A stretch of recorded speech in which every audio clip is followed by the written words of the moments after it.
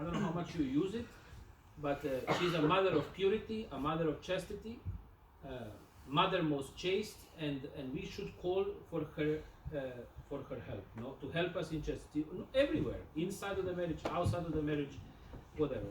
And we have so many experiences. When you fell, you go to confess.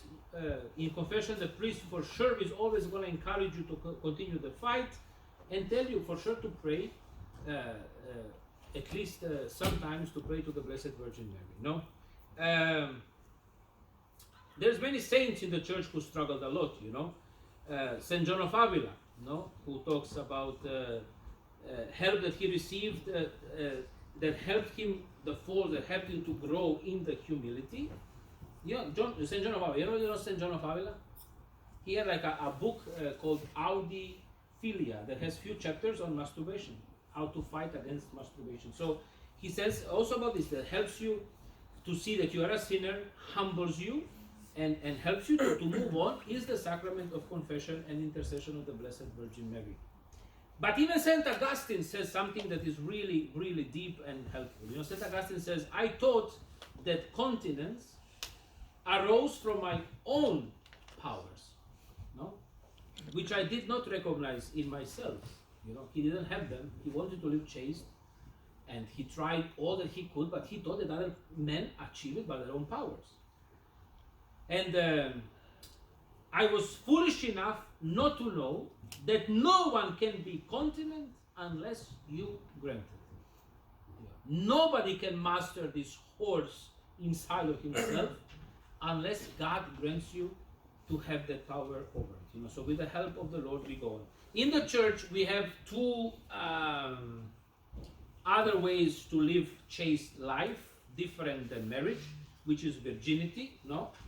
Everybody knows that virginity is the ones who give them life completely to the Lord. Where does this virginity come from? It comes from the Blessed Virgin Mary and from Jesus Christ. Jesus Christ was a virgin too, somehow preparing himself to espouse his bride, that is the church, that he makes without wrinkle and stain. Anybody who is the best book ever written on virginity, sexuality, chastity, dating, and everything is written by John Paul II. It's called Love and Responsibility. But you try to read it, and like on the second page, you give up. You're like, it's not easy. It's really not easy to read. It's a good book, so everyone wants to try, he can try, but it's not an easy. I really tried like 5 times to read the book, and it's hard. So the virgins prepared to, therefore, Jesus Christ was a virgin getting ready to espouse the church. The virgins who consecrate themselves prepare themselves to espouse the most beautiful spouse in the universe, which is Jesus Christ himself. And there is a celibacy. Who is called to celibacy? Yes, please. Anybody? Priests. And who else? People are not married. People who are not married are called to celibacy. No, they are virginity, but celibacy. Not to get married. The widows. The widows. Widowers. And gay people. Gay people who have same-sex attraction so deeply rooted that they just cannot be with a different sex in their lives are called to celibacy. Okay? So, anybody asks you, what am I supposed to do? Poor me. You are called by God to live in chastity, to live in celibacy. Also those who, through some misfortune in their life, are not capable of having sex are also called to or maybe it can be a mental illness or whatever, also called. Those are all different kinds of celibacy. And Jesus Christ says it, some are made like that by men, some made themselves, and so on and so on. Okay, so some by nature. Okay, let's move on. Is now they all went to sleep in the original catechesis. They had dinner, went to sleep, woke up, had breakfast, and then they continued. But you don't get that break. And then the second thing that, and somehow this is concludes the talk today, and somehow everybody saw this as the most important part of the talk of Father Mario, where he talks about the consequences, bad consequences of pornography. Of those somehow images and fantasies and dreams that somehow get embedded, like printed on the brain of men, that create in him uncontrollable forces that he cannot control anymore, and just destroys, and make men live in the poverty of his own sin completely alone, like Adam, Adam hides from the God somehow, somewhere alone, and lives in the poverty of his sin. Therefore, this is what pornography produces, is a terrible, terrible addiction. And there are different levels of this addiction. In the way, we have kind of help for those who are totally excuse my word, like screwed up, totally fucked up, totally. That they cannot do nothing. They are completely enslaved. They don't sleep at all. They spend every night watching pornography. It's a complete blackout. They are gone.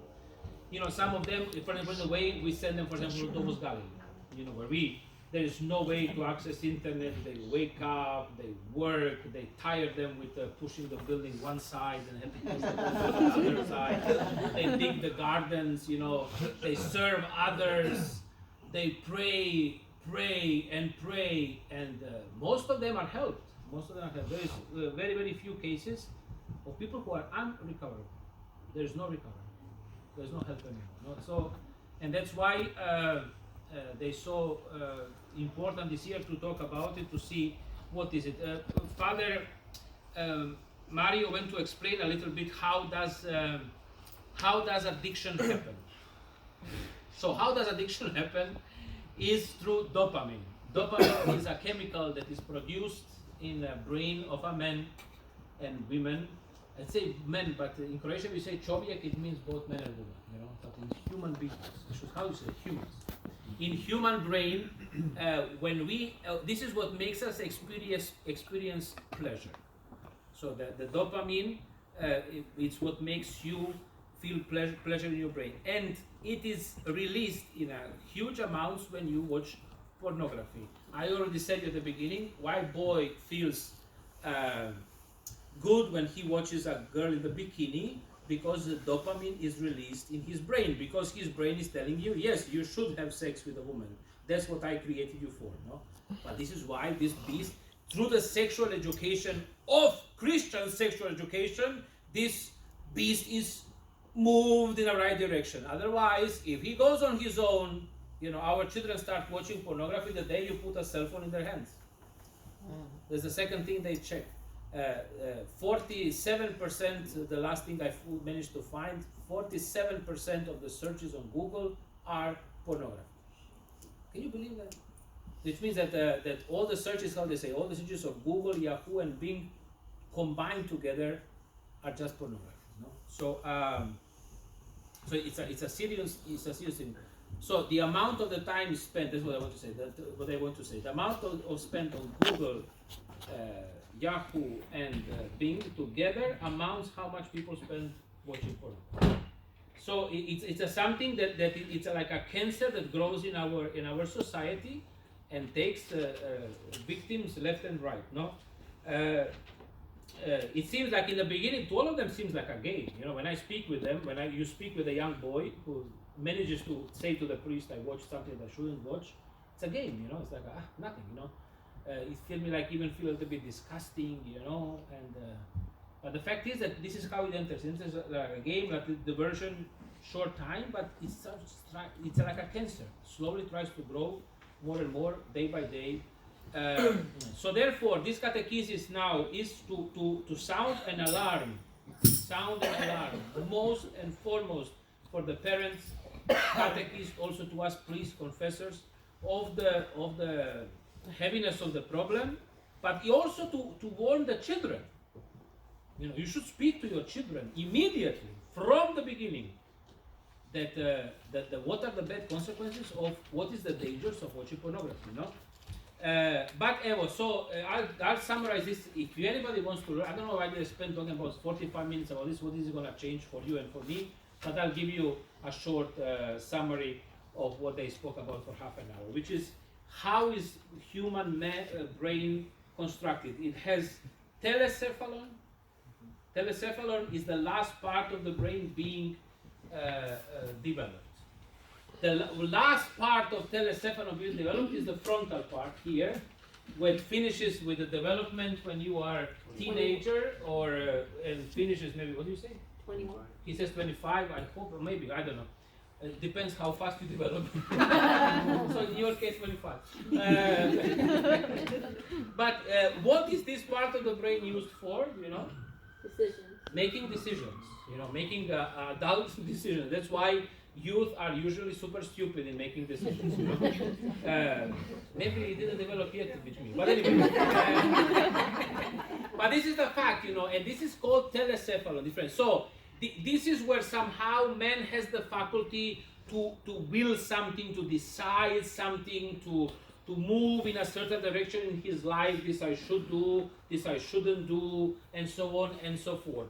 What dopamine does, that comes from the lower level, what dopamine does, dopamine cancels the work of telecephalon.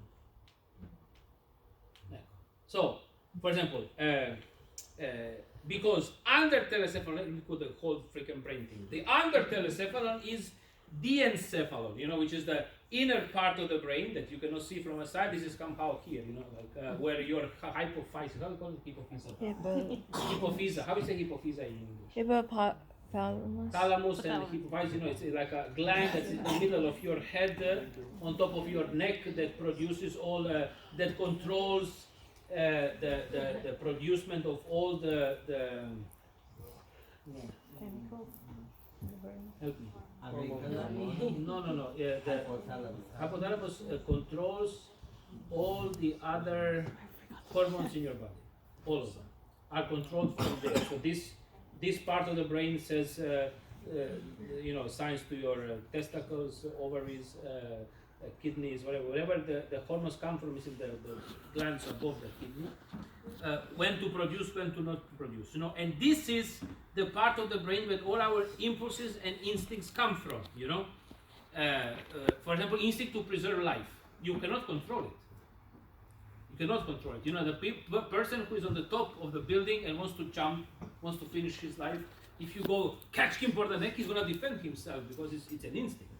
Or for example, you cannot stop breathing. You cannot say, I'm going to kill myself, I'm not going to breathe anymore. Eventually, the diencephalon is going to kick in and force you to breathe in. You know, so it's a basic preservation of life. For example, so it's a major place where all the appetites, thirst, and sleep, and I don't know what, everything is there. Well, when this comes to fruition and comes to be, it is governed by this outer side of the brain. It's called telecephalon. And now, dopamine cancels the work of telecephalon. Simple as that. So, for example, you know for 100% sure that you tried drugs, you tried heroin, and it was good, but it harmed you.